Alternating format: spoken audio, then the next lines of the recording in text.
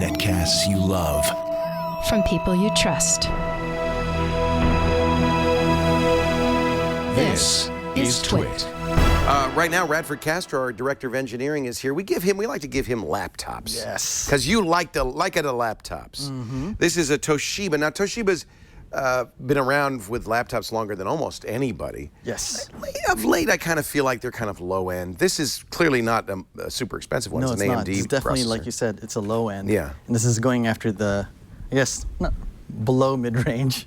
So you're looking at $529 to start for this type. This is the L55D. $529. It looks like, I mean, it looks pretty nice. It looks pretty nice, but unfortunately, its beauty doesn't match its insides. Oh. So yeah, this is an AMD quad core. It uses its own AMD Radeon-like, I guess, GPU. I'm going to go through the specs real quick. It's not HD. It's 1030. It's 1366 by 768. That's really often what happens with these low-price computers. Right. You get a low-res Low screen. resolution, lesser RAM. The only thing Is that it touch? No, it's not. That's another thing too. The only big thing right now is 750 gigabytes of hard drive space, but it's not SSD. Right. So, but it has a few things. It has VGA out, a couple of 3.0 USB ports, and all your good stuff like the camera. This feels like computers of yesteryear. Yes. Like the Toshiba Satellite you might have bought 4 years ago. Exactly. Yeah. And even the design itself too, and the keyboard's kind of cheapy looking. You'll notice that the labeling feels like it's just a little overprocessed, cooked in. Yeah. And here's the thing too, the touchpad is not exactly that great. And It's also off-center. yes. Does that bother you or no? No, not as much as when you're actually tapping on it. So you know how most touchpads you can actually touch everywhere? This one doesn't. So there's some parts of it that are empty. You can't touch the whole thing? You can't touch the whole thing. Oh, so there's some parts you can and some parts you cannot. Mm-hmm. Yeah, so it's just not, yeah.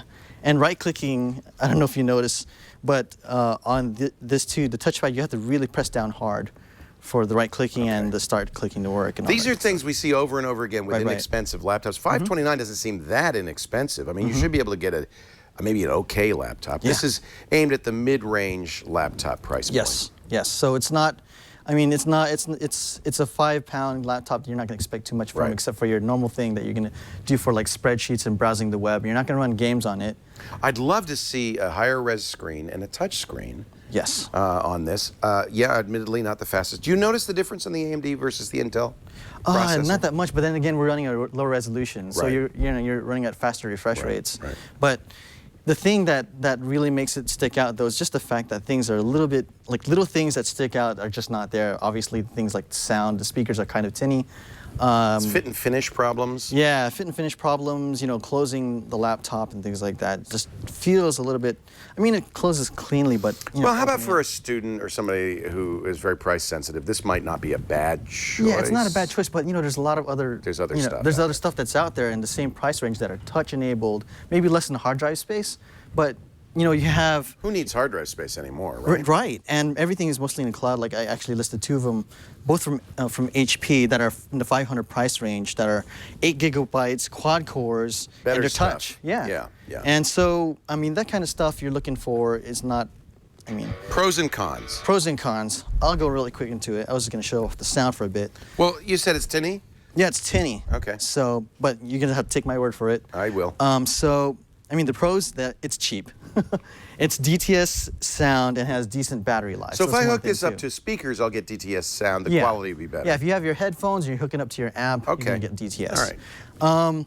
The cons is that it's cheap. Pro and con. Yeah. It's cheap, but it's cheap. It's cheap. Yeah. Oh, I forgot to mention one other thing too that's really important. The fan is extremely loud. It's like a jet engine. Oh my So goodness. even when you're running, when you're just browsing, Right. it is extremely loud. Okay. So yeah, it's something that you'll definitely notice even just turning on the laptop.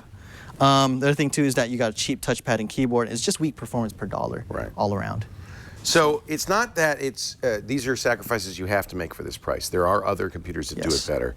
It's just really, this is too much of a sacrifice. So I would Yes. guess a don't buy? Yes. A don't buy. That's the Toshiba Satellite L55D. Radford Castro, our director of engineering, and his little doggy, Toto. No, that's actually my little doggy, Ozzy, sleeping Awesome. by the side there.